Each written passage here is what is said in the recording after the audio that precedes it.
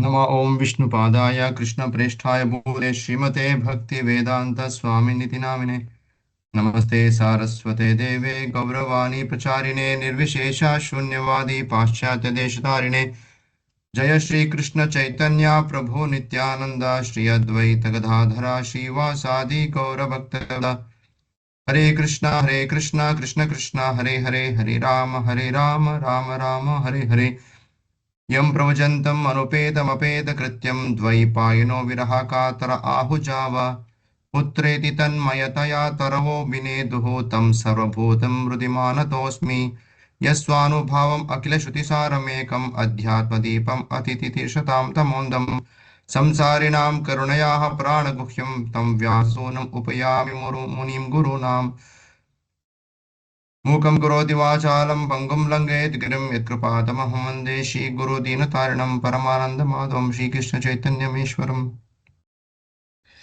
So a warm welcome to all of you for this Science of Bhakti Yoga part 17. So I had some association with Madhupuri Pro, so the time it was rescheduled. Sorry for that. Sorry for the inconvenience. So let's begin today's session. So today I just thought of speaking about how to be mindful in the things which you are going to do in our life, especially in Krishna conscious activities. Recently, I had been to one house. Recently, I had been to one house. There was one child. So that child was probably say 8 to 9 months old, probably something like that. And the child was very naughty, and now and then the child was trying to run here and there, and mother was there. She was just looking at the child at every moment, but still she was cooking, and we had just gone there to meet her and give some prasadam.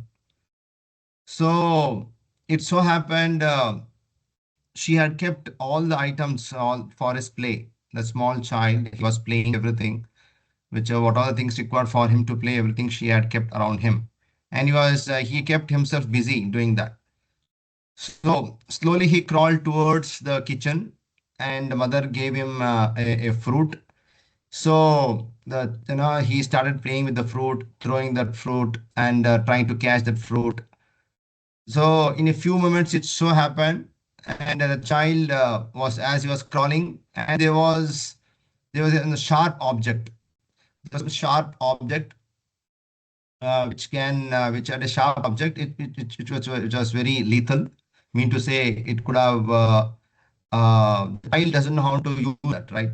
So something like a knife, a small sharp object was there, just lying down. So the child took that. So it was very attractive. So he picked it up, and the mother, we were just sitting there. So we were waiting for her to finish her the kitchen work and come, and so that we can give some Krishna prasadam to her. But she was always she had an eye, even though she was talking with us at one sense. From the kitchen, she was talking with us, and we were in the hall, and she was in the kitchen. We were talking, and at the same time she was cooking. She know what to cook, what to put, what to do things in that whatever she was cooking. She was also concentrating that. And the third thing is, she was also very much conscious about how where a child is moving, what is he catching, what is he touching, what is he doing. So she was so conscious. So at the same time, so 3 to 4 activities was running in her. We were just watching, and immediately she ran towards the child, and she immediately came there, and the child, which had taken that sharp object, and she immediately took from the child's hand, and the child was very much disappointed, and he was flapping his hands, and he's flapping his legs, flapping his hands, and crying so much that he wanted that. So the mother, she tried to pacify the child very much, and she gave him something else, something a little more colorful than more than that sharp object. And the child Anna was again pacified. He was cool again, back to his normal position. So then she gave that toy, and he was again playing. So this was happening. So this continued. So whenever what we noticed was whenever the child touched something very soft and which is something harmless, and the mother would allow him to do to enjoy that or touch it or experience it, get to know and things like that.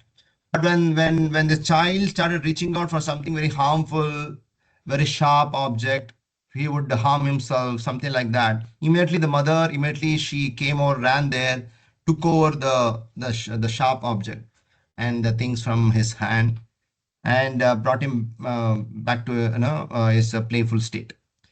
So such a wonderful learning here. I don't know what you people have got some idea about this. This is a common state, isn't it? We also as children, we have done this and our mother have protected it.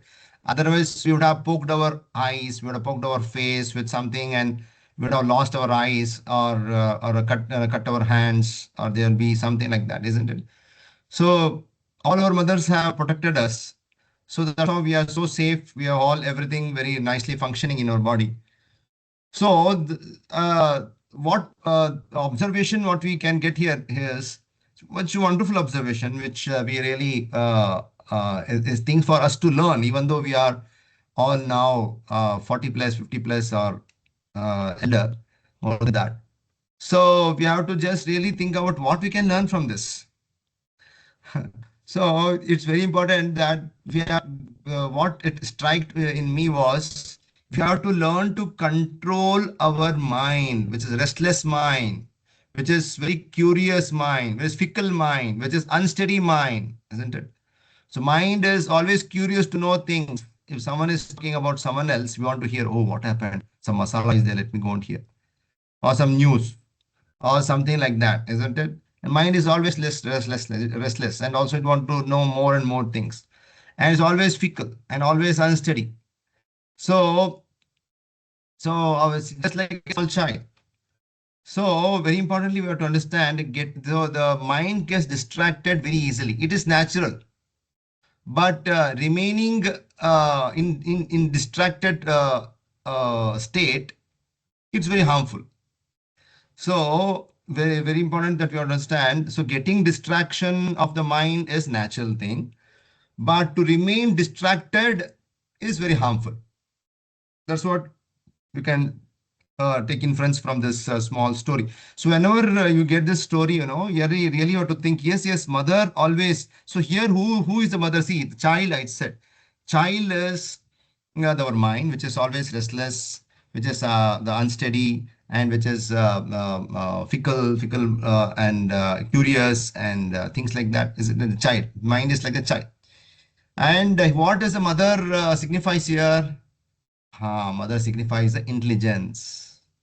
So as mother is so child is like the mind is like this innocent child. It's very curious. It wants to know. It wants to touch. It wants to experience. Put everything in its mouth. So to keep the mind control, to keep the mind calm, to keep the mind composed and sober, settled, amidst all the distraction, all the challenges in the world, what is very important is to sharpen our intelligence. You should make your intelligence such a way that any point of time, that mind, the intelligence is always vigilant about your mind's activities. When the intelligence is always vigilant about your mind's activities, and first and foremost, you should know the knowledge. Second one is just like we all have come to Krishna consciousness, we know what is right, what is wrong to some extent, right? But outside people, sense enjoyment is everything for them. And you go and tell them, you should control your senses, you control your mind, and they will laugh at you because they don't know what are the consequences of uncontrolled mind, isn't it? So mind is a storehouse. It is a storehouse of so many thoughts. It's a storehouse of so many desires. It is a storehouse of so many emotions, so many feelings, isn't it? So some may be positive, some may be negative. That is different. But mind keeps collecting all these impressions whenever the senses come in touch with the sense objects in this material world. So mind keeps collecting all those impressions through the interaction between the senses and the sense objects. Sense objects I also mean the people and things around. So mind is always eager. The mind is always eager to explore, very curious. Everything, anything and everything it wants to know. Just like someone, if you're going to the mall, and the mind, I think so much all have experience. Mind says, see that, oh, the snow, most nose face, or some smell is coming from there, or some sound here, some music is coming from that store, or this light is there from that store, and this is there. So practically, if you just simply sit in one corner of this mall and just keep watching everyone's face, how they react. And their mind will be going here, there, they are here, they're down, there. So many things will be happening. So our mind is always eager to explore everything, but it doesn't know. Mind doesn't know what is right and what is wrong. The nature of the mind is to simply consume things. It doesn't know what is good, what is bad, what is right, what is wrong. And that is where our intelligence has to come into picture. So just like a mother is guiding the child, isn't it? So similarly, the intelligence no, is such a thing that it always keeps watchful of the child's movements. It's a vigilant mother. So if you are if you're a Krishna conscious practitioner, very important is we have to focus our mind back to his work, isn't it? We have to focus our mind back to its work. See, the nature of the mind's distraction is natural. I'm not denying it. And even at the point of the last breath of our life, so mind's duty is to always to get distracted. It's natural to remain, but the problem is to remain distracted all through our life. To remain distracted is a harm which we are creating within ourselves. For that, we have to use our intelligence and bring back the mind, bring back the mind, and focus on the work, focus on the task, focus on the seva service and your goal, isn't it? So for your intelligence, if your intelligence has to be vigilant, it has to get trained. If intelligence is not trained, it's not sharpened, what can help your mind? Just like outside people, and the boy and girl getting together is nowadays has become so common. And in my days and all these things, boy and girl get together only probably in college now. And even my parents' side or their grandparents' side and all, even boy and girl getting to talk together, another is a taboo. It's a taboo. People used to say your daughter is talking to someone's bum boy. People used to say like that. So no, so such kind of society, the as and when the society is progressing towards animalistic way of thinking, feeling, and doing. So then, if you go and tell them, this is what the repercussions are. This is what you would be going through if you don't have an uncontrolled mind. Then they will laugh at you. They'll make fun of you. They criticize you. So we have to understand that in this world, it's very difficult to be remain undistracted. So we are always distracted. It is very difficult to remain undistracted. We are always distracted, and only an intelligent person can bring back his mind. So we should become intelligent enough and strengthen our intelligence, give their knowledge and strengthen your intelligence, and have confidence in your intelligence, and that's how it can bring back the mind back from its distracted position, distracted state. So that's what Krishna says. What is that? Yato nischalatat manas chanchalamas. That's what Krishna says. So tatastato niyametyatat atman eva vasham nayet. So what Krishna is saying? Yato nischalati. So whenever the mind gets distracted or becomes restless and becomes unstable, so manas chanchala, the manas chanchalam astiram. So astiram, not stira, astiram. So mana is always chanchala, it's always restless. And tatostato nischalata. So tatastato, what is the duty of the intelligence is to bring back. One has to bring back the mind and keep one under one's control. Atmanyeva vasham nayet. Atma vasham. Atmane vasham nayet. So atma means the self.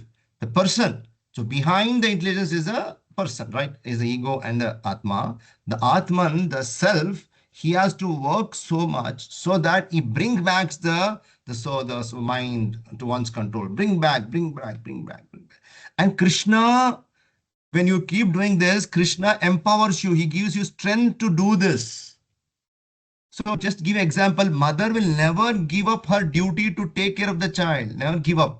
She always, even though she is doing all her course, household course, her activities and everything, but she is always vigilant about what my child is doing, what is he eating, what is he touching, what is he seeing, what is he experiencing, isn't it?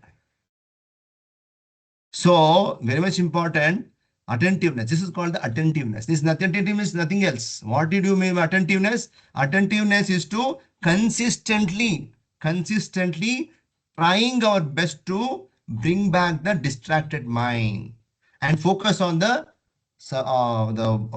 goal, focus on the task, focus on the work. That is called as attentiveness. So what is attentiveness? Attentiveness is to consistently trying to bring back the restless mind back to its work, focus back to its task. And that is called as attentiveness. Understood? Such a wonderful, right? So that attentive, Mother Pandit is saying, other devotees saying, attentive chanting, attentive, right? Attentive hearing, right? So we all, when you are seeing the form of the Lord, having darshan of the attention, your whole the darshan, just like you're seeing the deities, nicely decorated, isn't it? Actually, in fraction of moments, you will be so enamored by the beauty and by the charm and all those things, isn't it? But mind again takes me back. Mind again takes us when the altar is open and immediately you see, ah, very nice. In that moment, there will be blur, null, void, zero thought in your mind. In fraction of moment of your minds, this thing again, mind goes somewhere else. Either mind go to the sound, you'll go to the seeing here and there and see the time. And mind will say, what I'm doing here, standing here in front of the deities for a long time. And you will say, oh, Prabhuji is going, I have to go here, I have to go there, and you will go off. So mind is such a thing. So we all have to know, just like this a playful child, it is running away from its mother. So it is going away and trying to explore things around himself. Similarly, or even so, even though if child whatever it does, but mother is always cautious, always vigilant, and she is more anxious more than the child. Child is completely, it is ignorant about itself, that he is going to harm himself. He is going to harm or trouble himself. And that child that doesn't know anything, just like a mind doesn't know anything. But just like a mind, anxious mother. So how much she is so much anxious to keep the child very safe. Similarly, mother runs or chases behind the child to prevent him from any of the calamities or any of the difficulties, any of the accidents, any of the mishaps. Isn't it? So similarly, here you have to understand here, intelligence has to run faster than the mind. Actually, it is true. Intelligence can run faster than the mind. When the mind brings about some thought, immediately before the mind brings the thought, intelligence should be in action to give all the weapons, everything. So you just imagine if you simply allow the mind and whatever it wants, whatever thoughts it wants, whatever desires it wants, whatever the feelings it wants, you want to do, simply it will harm itself, isn't it? Just like a child. If a mother leaves him whatever he wants to do, and he will harm himself. You will get trouble no, simply without anything. So the mind should be more equipped. And when the mind is more equipped with the knowledge, with the suitable experiences which you have heard from someone else or your own self, then it can't hurt you. It can hurt. You can't hurt you. The mind can't hurt your ego. Mind can't hurt your soul, isn't it? So here the question is, we are not trying, the Krishna consciousness is not trying to tell you that you hate the mind. No, no. The Krishna consciousness never says you hate the mind. We have to tame or calm the mind, is what the Krishna consciousness is saying. So that we have to do through all our intelligence. And through our intelligence, we have to tame the mind and calm the mind. And this way we can become intelligent person. So that's what Krishna also says in Bhagavad Gita beautifully as well. In the sixth chapter. Uddharet atman atmanam atmanam avashadayet atmaiva atmana eva. So beautifully Krishna says, Atmaiva hi atmano bandhur atmaiva ripuratmanaha. So bandhur atma atmanastasya enatmaiva shatruvat. Krishna beautifully says. So who is a Shatru? This we might have heard many times. So if you don't regulate your mind from the distractions, then it remains as an enemy. But if you regulate your mind through all the mind its distractions, then it becomes a real friend, isn't it? So the question is, so we can, if you want to have a tamed mind or untamed mind, controlled mind or uncontrolled mind. So we should, as human beings, we should elevate ourselves using the power of mind, and we should not degrade ourselves through the same mind, because mind can either elevate you or you can degrade you. So that's what Krishna says beautifully, that it can become a best enemy or it's a worst. It can be a best friend or a worst enemy. So those who regulate the mind, and they can make it the mind itself as a good best friend. No problem. The whole world may not look at you because you may not have good talents or abilities or the power or the name, fame or the position, whatever it is. But if your mind is not controlled, you will be disturbing yourself. World is running by itself, and you will get simply disturbed by some simple triggering of some messages or some relationships or some words. So someone says something and you'll think something else, and a mind can keep disturbing this, thinking about this. Why did she tell like this? Why he told like this? And you start connecting to all the dots which are unnecessary, unwanted, all past, gone, forgotten, but you still kept everything in your mind. So, and you start joining all the dots and you say, oh, all this is because of that. Oh, all this is because of this. Oh, all this because of that.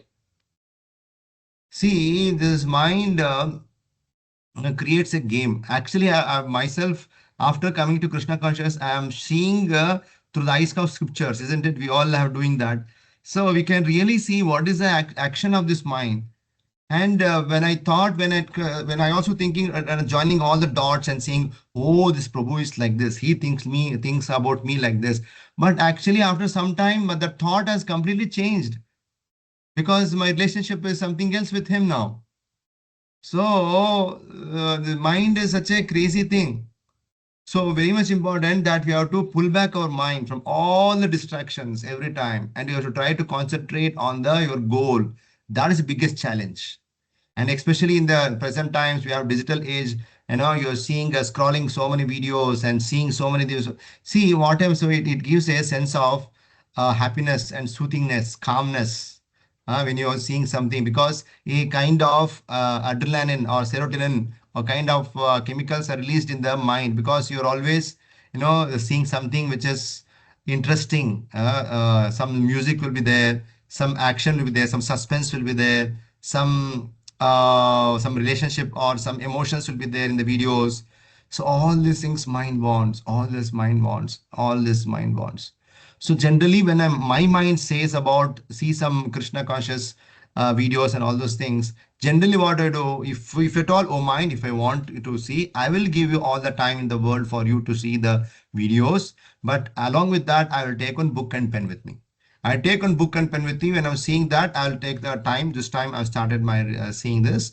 And when I'm seeing that video, and I can keep jotting down all the points. What can I learn from this in Krishna consciousness? What is the Krishna conscious learning in this? And spiritual thought about this. And this way, when you try to analyze mind, and finally you feel, okay, enough, how much time, time is done, and move forward. Just imagine Arjuna, you're such a mighty warrior, isn't it? And Arjuna found it himself difficult to control the mind. Just imagine, Arjuna was such an expert and experienced warrior, and Arjuna has a knowledge of so many mantras, which could empower his arrows with all the magical powers into it, isn't it? So in the battle, he was using the Varunastra, he was using the Vayu Astra, Vayu Astra, Varuna Astra, Agni Astra, and so many mantras where Dronacharya has taught him. So that Athirata, Maharata, Arjuna like Maharati, and he was having a hold of so many mantras. See, mantra has to be properly, Ucharana has to happen, proper Aksharas, and chanting and proper meter. When you chant in that way, and the mantra will come into effect, isn't it? So that mantra, so at the same time, you should have a thought. You are in your when you're thinking, you should exactly think about the meaning of that mantra or the connection of that mantra. Otherwise, you are chanting, simply chanting some mantra. Om Sahasra Shesha Purushaha Sahasraksha Sahasrapad. You're seeing here and there, up and down, seeing your watch, using your mobile and chanting mantra, that will not having effect. So when you start thinking about the concept of that mantra, the meaning of that mantra, and you chant with the proper meter and with the proper pronunciation and properly spelling out all the aksharas in that, and then the power of that mantra will definitely act upon that. So he used to infuse the power of the mantras into the arrow and he used to leave. Correct? No, that's what we have heard. So just by chanting, he could invoke the fire. Just by chanting, he could invoke the water. Just by used to invoke the wind into the arrow, and he used to destroy his enemies. Correct? Correct. That's what we have heard in the Bhagavad Mahabharata war serial, which you might have seen or heard or hear, seen. Sorry. So that Arjuna, who had the power of controlling his mind and bringing to the power of the mantra acting physically. Mantra is subtle. Mantra, it has to act physically. Then he has to have the power of or hold on that mantra. As I said, what are the prerequisites? This should the thought about the meaning of the mantra, proper pronunciation, proper ucharana, and meter, everything he has to do. And then with full concentration, that will work. It will work. So Arjuna, in that kind of Arjuna who could control his mind, he was saying he found he himself saying that it's not easy for me to control my mind, Krishna. Then it's easy for me to control the wind, but I see very difficult for me to control the mind. Arjuna is saying. I want to speak about ourselves. Uh, our mantra, we ourselves not hearing when you chant after 2-3 times. In that sense, what just imagine mind, so never underestimate the mind's power. Please understand. Mind, it can distract. So never underestimate it. Now, my mind is very cool and calm and composed and settled now, and it will not get distraction. No, no, no, at any point. So don't be overconfident about controlling your mind. It is your big great sages. Arjuna himself is trying to say that it's difficult to control. And don't take it very loosely, very lightly, and become more confident. And don't underestimate the power of your mind. My mind can take you to hell. Mind can take you to other forms of life, lower forms of human, the lower forms of life in this world. And so very much important that never underestimate the power of mind. So same mind can uplift your consciousness also. It can go back to Krishna by the mind. So Krishna accepted. Krishna accepted Arjuna and he never dismissed. Yes, I know you have this concern, very much. I acknowledge it, no problem. So Krishna gave a solution to it. What is the solution for the mind's control? Actually, even though Arjuna was a Gudakesha, he could control his sleep.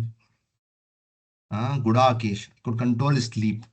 Only just standing, only close your eyes, and you could have slept for how much? Just to sleep for 5 minutes or 2 minutes, and which would cover the whole the time of the night, which we would sleep for 6 hours, 7 hours. So that control Arjuna had, and in dark he was able to, by this hearing the sound, he was able to leave his arrows to reach its the point. So that power Arjuna had. He was so Shruta. So he was so powerful. Arjuna was so powerful. So that Arjuna, if he's saying that an Arjuna, Krishna, so basically Arjuna is trying to put in our shoes, himself in our shoes, and try to say that Krishna, this is the state of people, human beings. So please give them solution. So Krishna is saying, yes, I'll give you two keys, two effective ways where you can control the mind. We might all have heard this. Krishna says, Asamshayam Mahabaho Mano Durnigraham Chalam. Krishna is Asamshayam Mahabaho. Yes, Krishna, yes, Arjuna. I very much agree that is undoubtedly it's very difficult to control the mind.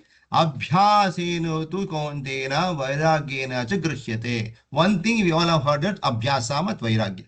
Abhyasa means practice, practice, practice, practice. And second is vairagya, detachment. Abhyasena tu vairagyam. So you have to understand abhyasena tu kaunteya vairagyam cha grishyate. So abhyasa and vairagya, these two things. Why I will tell you? Because see, Krishna is saying here, senses, we all know that senses are inferior to the mind, isn't it? Senses are inferior to the mind is here. So ego, this is Atma, below Atma. So Atma is a center. And around that Atma is the ego. Around that ego is the intelligence. Around the intelligence is the mind. Around the mind is the senses. So this body. So this is basically this understanding. So mind is always inferior to the senses. So senses are always inferior to the mind, and the mind is always inferior to the intelligence, isn't it? So intelligence is superior to the mind. So when the wherever the mind is positioning itself, so mind is always between. What is the position of the mind? The position of the mind is between the senses and between the intelligence. So this is the position of the mind, correct? So this is the body. So this is the body, and above the if this is the body, then this is the covering of there is a mind. So it's body is nothing but senses. So above is the mind, above is the intelligence. So the connection between the intelligence and the senses is the mind. And very importantly, that's what Krishna is saying, that we have to regulate the mind from the both sides, because it's connected to both sides. One side is connected to senses or the body. Second, other side is connected to the intelligence. That's what this sense control you should have. Abhyasena to abhyasena to kaunteya. Abhyasa, by doing abhyasa, you should do sense control. And second one, since it is connected to the intelligence, then you have to sharpen your intelligence. So combination of these two, and one can tame our mind, not the one side.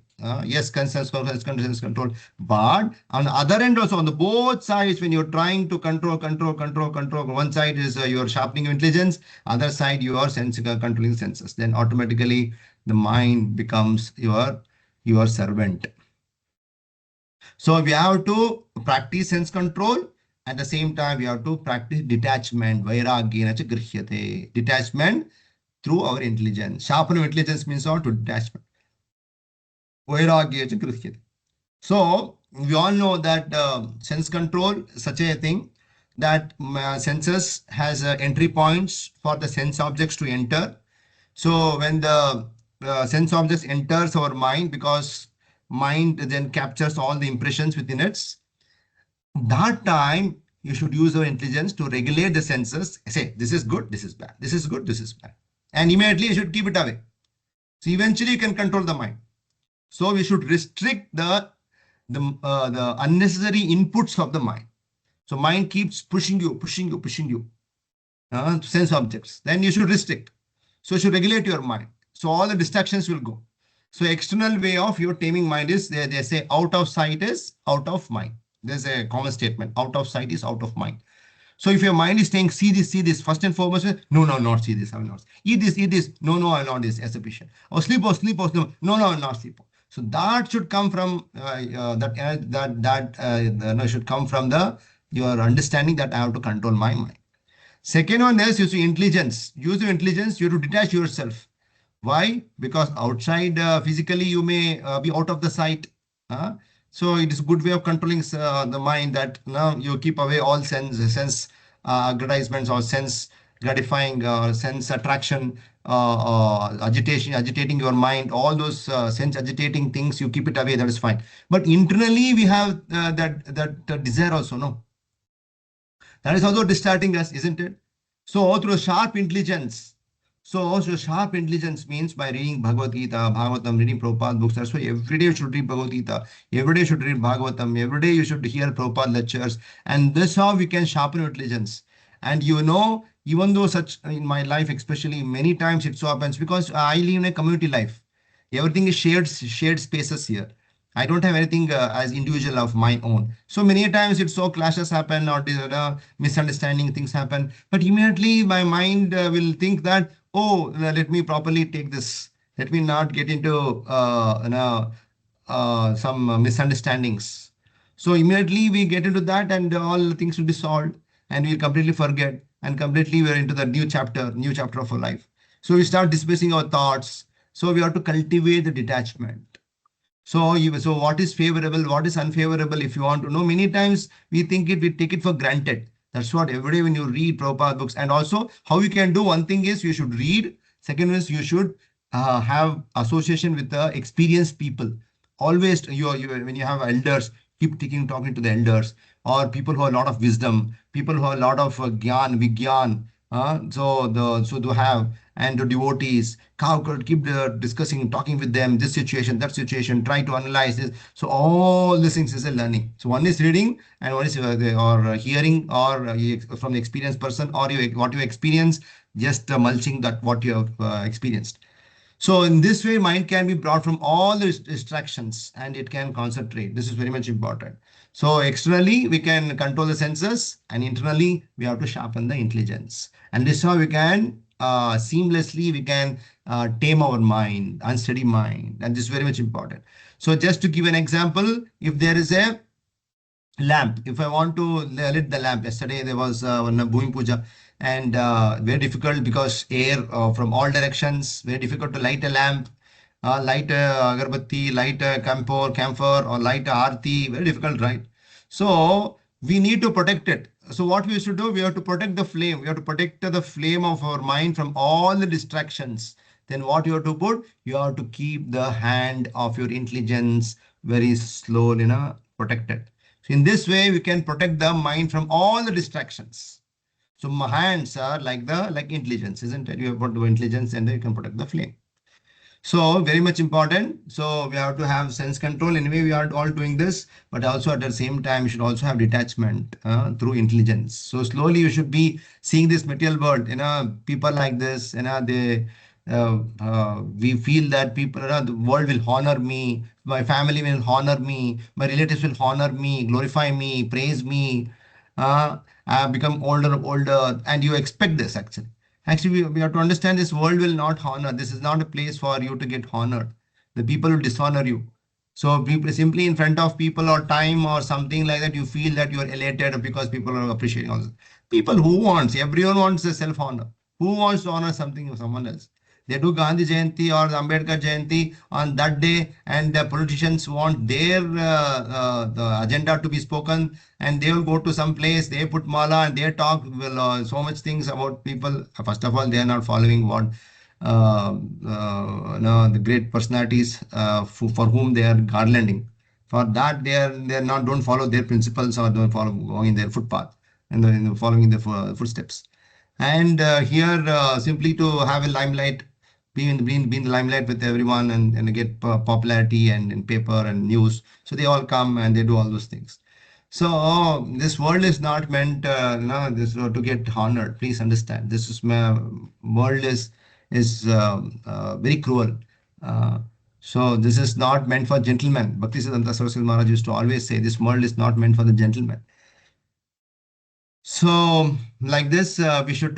So, furthermore, in the next session, I will discuss more important to how to immerse our mind more deeply, how to immerse in our service, how to immerse in our chanting, how to immerse ourselves in the association, how to immerse ourselves in having darshan of the Lord. That we have to work. That we have to work. Okay, you have got Krishna conscious, chanting, reading, you have got a whole process, system, you got everything, techniques you have got. But really, we have to sharpen it. We have to immerse ourselves completely, absorb ourselves completely. And in this, when you completely absorb yourself completely, then only you will be able to assimilate what you're able to see. Then you will assimilate what you're able to hear. Then you'll be able to assimilate what you're able to chant, because that will be having an optimal outcome. Optimal outcome will come only when you absorb yourself, isn't it? When you immerse yourself. When a boy and a girl is completely immersed in the love, they don't see anything around them. Everything becomes shunya. Everything, father, mother, relatives, status, that, everything becomes secondary. Now they want to be together. They want to live together because that emotions have connected them, that hearts have connected them. Isn't it? We all say that, right? We are practically, we see just like a child, that child also, when you're seeing, when a child was completely seeing into that colorful, sharp object and it wants it, it doesn't know that it is going to harm itself. But the mother is trying to take it away. It starts crying, crying, crying. Now you feel my house is everything. And tomorrow BBMP says, or the corporation, Bangalore corporation says that we have to widen the road. And they'll come and put the markings on your, on, on the walls. On the gate, they'll put the marking +5. +5. They're using 5 centimeters or 5 meters will go. And it's so shocking. And my house is going. What is going to happen? And so much the road is widening, and so much your heart will be shattered. And it's just like a person who is a small child who is playing with the balloon. A child is playing with the Hare Krishna. I got some message here. What is the message?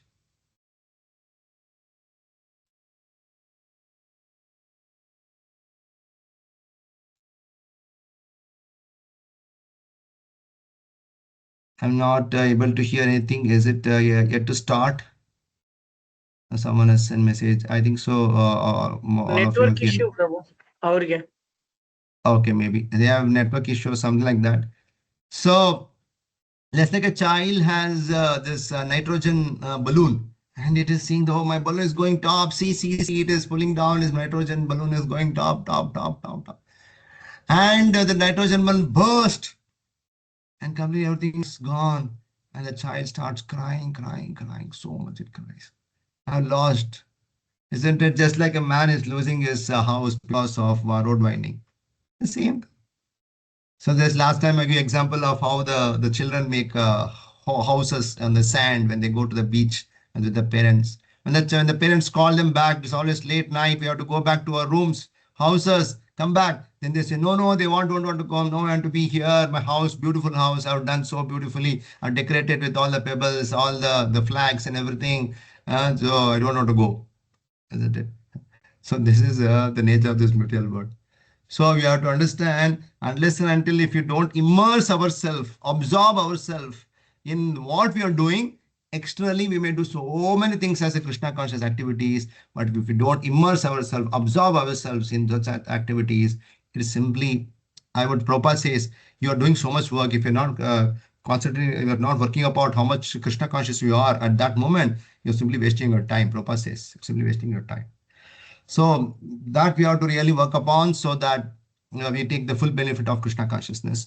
So having said this, thank you so much. The class is supposed to be till 9:15. So I'm ending the session here. If anyone has any questions or something like that, we take it forward or we can answer, or else any comments or anything like that, else we can end the session. Prabhu, Hare Krishna. Yeah. Prabhu, Yes. agitated mind chanting ಮಾಡ್ಬೇಕಾದ್ರೆ how to control, Prabhu?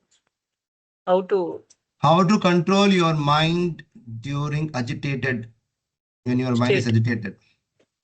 See, many times Prabhupada says, you have to chant loudly. When you chant loudly, distinctly, when generally when child is so much agitated, when the mother took away the sharp object or the best one which he was holding in his hand, the mother took it away. Then when the child starts crying, oh, it's agitated, agitated, agitated, agitated. It can't control itself. Then mother, what she does, she gives something very attractive, very colorful, very something, and the child when it takes, and she will completely get pacified. Very cool, calm, settled, gentle, isn't it?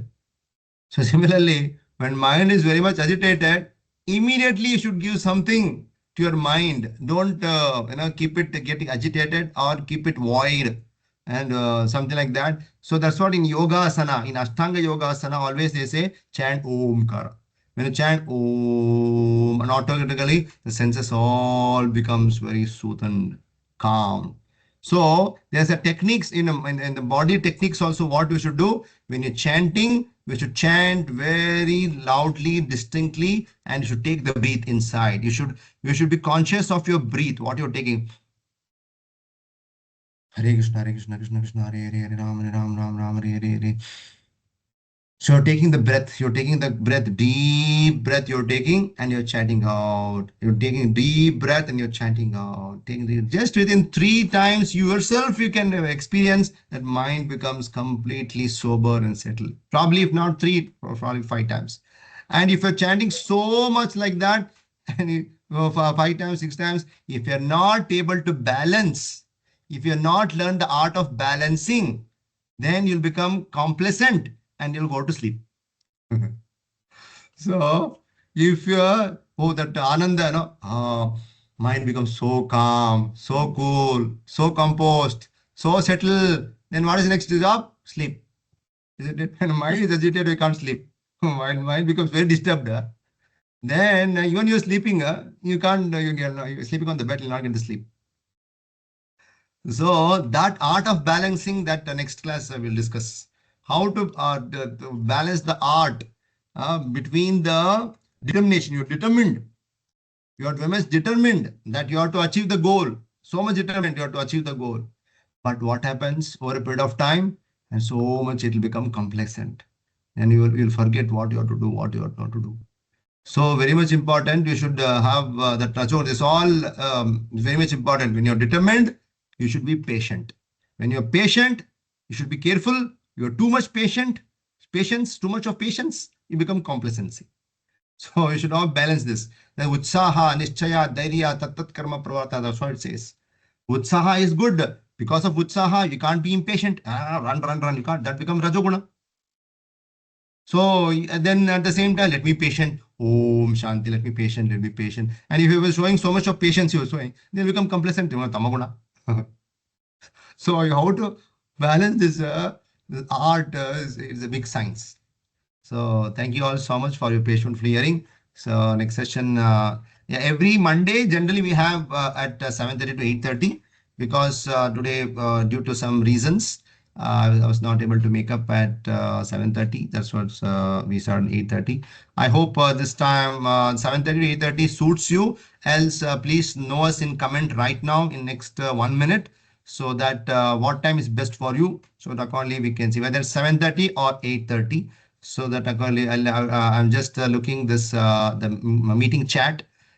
So if anyone says which is best for you, generally as it was going from previous time 7:30, if it is okay, we'll continue with that. Else if someone's at 8:30, so let me know. Please put in your comments in the chat. Let me know. Else we'll continue at 7:30. So thank you all for your patient hearing. So again, next week we'll all meet and discuss more important signs of Bhakti Yoga, part 18 next week. Thank you all so much. Hare Krishna, Hare Thank Krishna, you, Krishna Prabhu. Hare Krishna, Krishna, Hare Hare Hare, Krishna, Hare Ram, Hare Hare Ram, Ram, Hare Ram Ram, Ram, Ram Hare Ram. Hare. Srila Prabhupada ki Jai jai, Jai. Nitai Gaur Premanande, Hare Hare. Hare Hare Krishna Prabhu. Thank you, Hare Prabhu. Prabhu, Hare Krishna, Hare Hare Krishna. Krishna. Krishna, Thank Hare you, Krishna. Prabhuji. Hare Hare Krishna Krishna. Prabhu.